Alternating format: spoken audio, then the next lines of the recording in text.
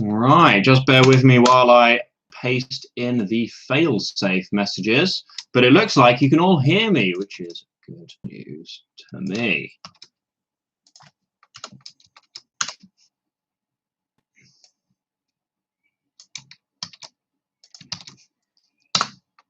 Boom. All right, so I'm here for 15 minutes to answer any questions that you might have about this week's material. And as always, we'll do a little mini lesson running through it. So this week's focus was a playthrough of Orion. So aiming for all the way through. Now, if you look at the structure of this piece, the first and the last lines are identical. The rhythm here is the focus. And then from last week, the longer notes, it's going to be a little bit hard to count these. So really important to remember what the note durations are. So here we've got a whole note, which we're going to count 2, 4. Yeah, I know you all got that one right. And then this one here, where we're fitting 2 in the bar, it's called a minim or a half note. And we're going to count to 2 beats for these ones. So we've got 4, 4, 4, 2, 2. It's not a football formation. It is how many beats we're playing for each of these notes. And again, we've got 4, 4, 4, 2, 2. And then we've got 4 and 4 again. It's a big old football team. So first of all, we're going to go through the intro riff. So here, really important to do the groups of 2 and the 1/8 note rest. So it's da-dun, da-dun, da-dun, da-dun. Now to nail this, it's always useful to take the rhythm out of your head and put it into your hand, but not in a way that you're playing guitar. So some people like to go like this. I like to make a fool of myself and sing it in a way that goes da-dun, da-dun, da-dun, da-dun. And then you can play it on guitar like so.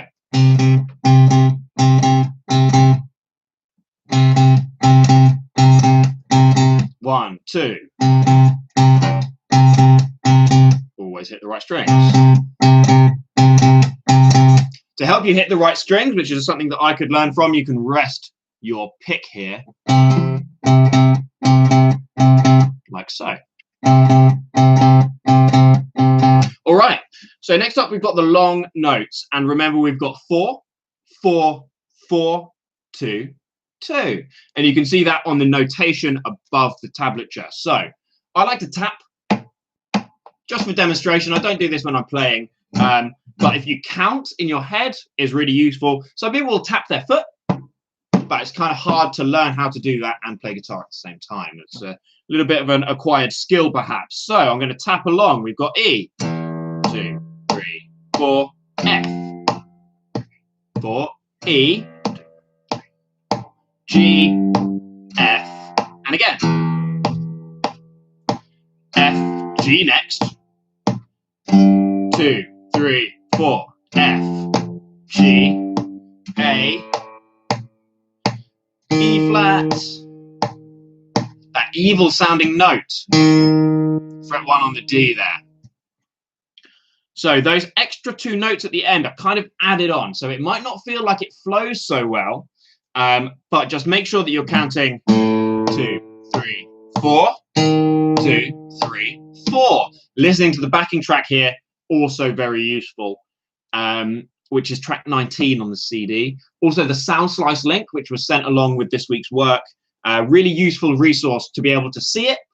And also there's a play button. You can hear it on there as well. So that's super useful for being able to take it from numbers on a sheet of paper like this, and then take it into something you can hear, and then turn it into something you can play. So again, the intro riff goes like so. 1, 2, 1, 2, 1, 2, 1, 2. If you like verbalizing to help keep yourself in time, you can go 1, 2, gap, 1, 2, gap. I can't do this. 1, 2, gap, 1, 2, gap, 1, 2, gap, 1, 2, gap. So then you can see that the gap is 1 syllable. And if you're giving each syllable to an 8th note, you can go 1, 2, gap, 1, 2. Or you can go 1, 2, 3, 1, 2, 3, 1, 2, 3, 1, 2, 3. Might be overcomplicating it there. It may be better just to tap it on the guitar and then move it on here. So I hope you can all play this all the way through. Really key to split it into small sections and then try and put them all together is really useful when you're trying to play a whole song in one go. Don't be pressured by the speed of this, 120 beats a minute. Practice it at your own pace first and then try and put it to the track. So, I hope you're all getting on okay with that. If you've got any questions, please do leave me a comment. Also, just tell me who's here. If you've tuned in, I'd love to know that you're there watching. That would be great. So in the lessons, it's split up into small sections, and these are the sections that you should use to practice this, along with the Sound Slice link and the book if you have it. So next up, we're going to look for page 24, and we're looking at bars 13 to 14 of Soul Survivor.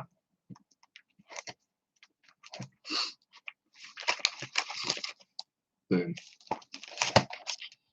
Okay, so going through the whole piece as usual from the start. Here we go.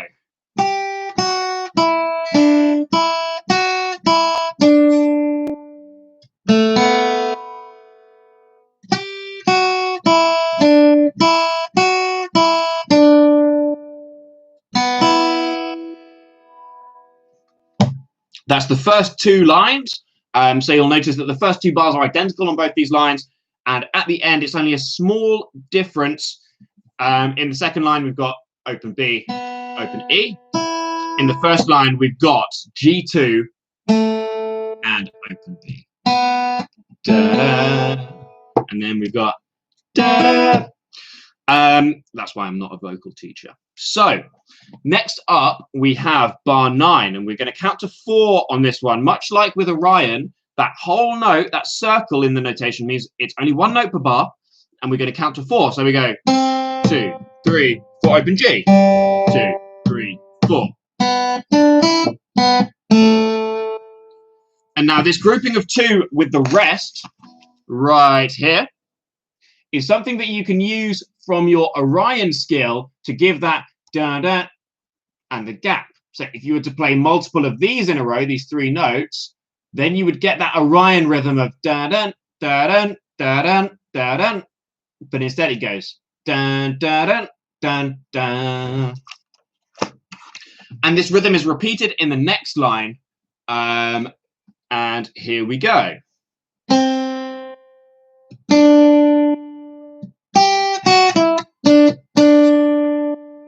Now notice I'm using finger 3 and finger 2 in here. And it's really important to use the appropriate fingers. So finger 3 in fret 3 and finger 2 in fret 2. So last up, we've got the very last line, bar 25. Now you might be confused why it jumps suddenly from bar 17 to bar 25. Now this is because of the coda. So this is similar to a repeat bar. When you see DC al coda, it means you're going to get sent back to the previous target sign, and you're going to play through all the way through again. And now we've got the coda. So bar 25, here we go. We've got 3 beats. So the dotted rhythm, I know the lesson will have gone through this. So that dot on there means we're going to add half of the note duration on top. So without the dot, it lasts for 2 beats. Half of 2 is 1. I know it's been a long time since school, but we all know that. So that means 3 beats. So we're going to count like this. 2, 3.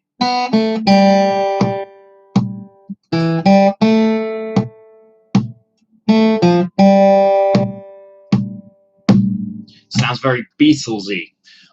So again, starting on G2, 2, 3, 2, 3, 2, 3, 3, 4.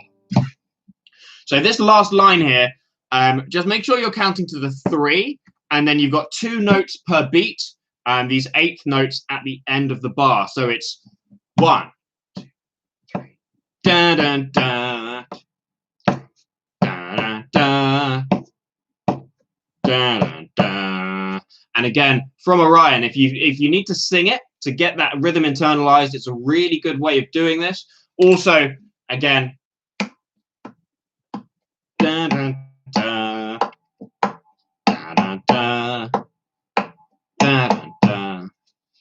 singing it, tapping along, tapping your foot. All of these are really good ways to internalize a rhythm without necessarily having to play it on guitar, which adds another level of complication to it. So that's Soul Survivor. And now we've covered this whole song now in the lessons. So if you're feeling really confident with all of the sections of this, start putting it together at your own speed. And then you can start playing along to track 38 on the CD, or the Sound Slice link, which has been sent with all of these tasks. Really useful resource there. You can see it played along. You can slow it down. You can hear how it's meant to sound, which is really important. So last up, we've got Blink and You'll Miss It. So while I find this on page 25, which is a huge one-page turn, has anyone got any questions?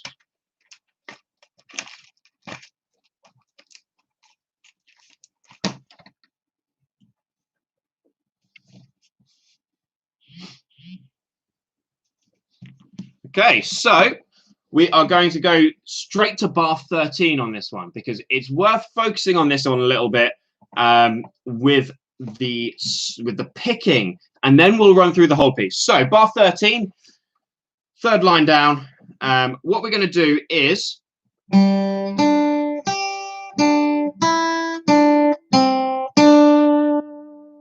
there's a couple of ways you can do this. If you're feeling really confident, you can flatten your finger here.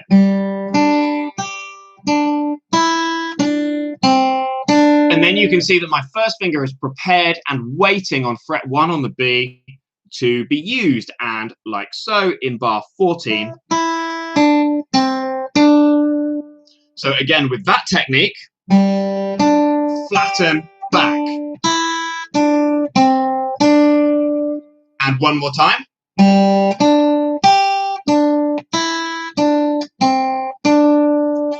Now I realize my finger's kind of weird.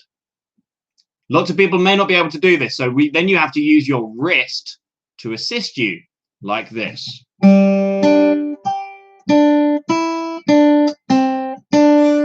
If you can flatten it like this, really give it a go, because lots of people can actually do this, and it's a really good way of pressing down on 2 strings with 1 finger. To practice this technique individually on its own, it's easier to do it higher up on the fretboard. So for example, maybe try on fret 9 and go B, flatten to the E, B, flatten to the E. You will feel a bit fatigued doing that, so don't overdo it, but it's worth it to practice this technique of flattening the finger. So one more time with that technique.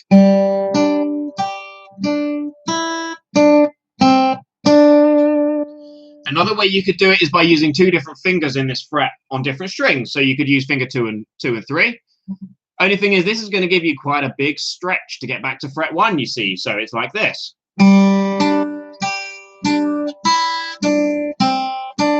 Kind of uncomfortable. You could move your 3rd finger up here and do it like this. Now, for a section like this, at the moment, it's worth just making sure that it's comfortable to play. So whichever technique works better for you, the flatten technique, which I would say is a better technique to use if you can do that. Alternatively, like that. So what I did there is in the open E, took my finger off and repositioned that 3rd finger onto the B string like so.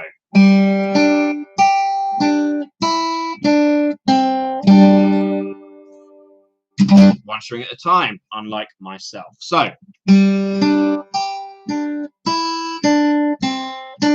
it's a good way of playing that, using the open string to your advantage, and use that small amount of time you have there to reposition your hand into a position where you'll be able to stretch back to that fret 1 nice and comfortably. So just got a bit conscious of time, so I'm going to sacrifice the full playthrough and just ask if anyone's got any questions regarding Blink and You'll Miss It, or anything else to do with this week's material, or in guitar in general, you know, tuning it, maybe something catastrophic has happened and a string has snapped. If you need any advice with that. Any questions at all?